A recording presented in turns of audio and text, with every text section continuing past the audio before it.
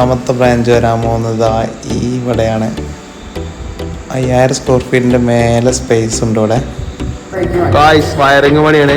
അഖിലെന്തോ സാധനത്തെ കുറിച്ച് തിരുപ്പി നടക്കുന്നുണ്ട്. കുള്ളമാരെ പണിക്ക് വിളിച്ച് അങ്ങനെ ഉണ്ടാവും.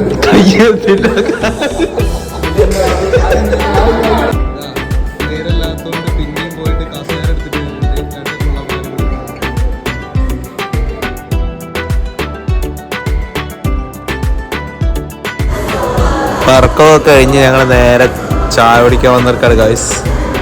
ഇനി ഇവിടുത്തെ യുദ്ധം.